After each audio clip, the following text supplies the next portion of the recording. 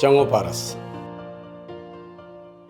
हाणे आउं हलां थो ड्यूटी ते। ठीकु आहे मासात, ख़ैर सां वञ, ख़ैर सां मोटिजांइ ऐं ईअं ई सदा मुर्कंदो रहिजांइ मासात। तुंहिंजे मुंहं ते मुर्क ॾिसी मुंहिंजो मन ख़ुशीअ में झूमी पवंदो आहे। पारस, प्यार जी पहिरीं मुलाक़ात खां वठी हिन महिल ताईं तुंहिंजी मोहबत मूं ते अहसान कया आहिनि, न त मां मुर्कणु विसारे छॾियो हो। तुंहिंजे मुर्क सां मुंहिंजी ज़िंदगी आहे मासात, ऐं तुंहिंजी मायूसी सां मुंहिंजो बि मन मायूस थी वेंदो आहे।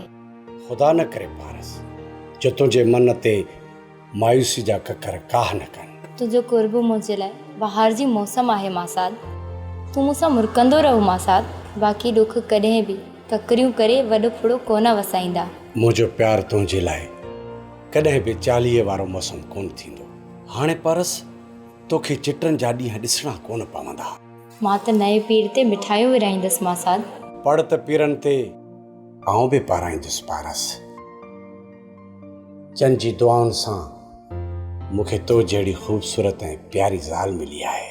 चइबो त मुंहिंजे लाइ पीरनि ते पढ़ बासिया हुई। हा पारस, तुंहिंजे लाइ कलंदर भिटाई ते वञी दुआऊं घुरंदो हुयुसि। पोइ बि एतिरो दिलि जो पको आहे मासात। मन में मुंहिंजी मोहबत सिंधु जी सीरनि जियां दिलि जे किनारनि खे कोन पई कोरे। पारस, तोसां बेरुखी कंदो हुयुसि त दिलि जे अॻियां ॾोहारी थींदो हुयुसि, पर जॾहिं अमीना जूं ॻाल्हियूं यादि ईंदियूं हुयूं त नफ़रत मुंहिंजे रग रग में भरिजी वेंदी हुई।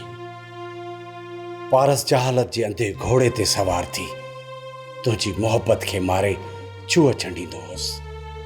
पारस, उहा ई तुंहिंजी मोहबत हुई जंहिं मूंखे ऊंदहि जे उन खूह मां ॿाहिरि कढी मूंखे रोशनी ॾेखारी। मासात, मूंखे बि पक हुई त हिकु ॾींहुं मूंखे मुंहिंजो पुराणो प्यारु ज़रूरु मिलंदो।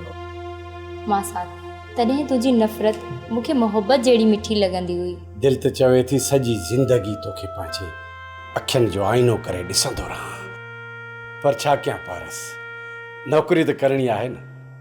हाणे आउं हलां थो, ठीकु आहे? हाणे वञ मासात, मोहबत वंडण लाइ पूरी हयाती आहे।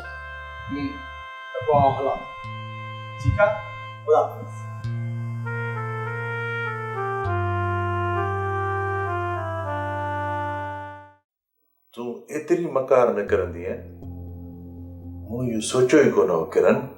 मुंहिंजा अरमान औरांगण सां तोखे किरण छा मिलियो? छा हाणे तूं ख़ुशि रही सघंदी? न न, कॾहिं बि न।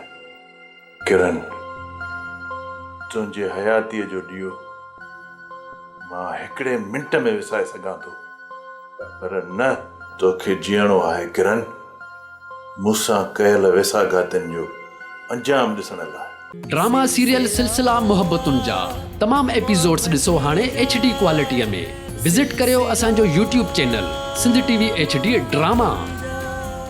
सब्सक्राइब कयो असांजो official YouTube channel Sindh TV HD drama ऐं वधीक अपडेट लाइ बेल आइकन खे क्लिक करियो।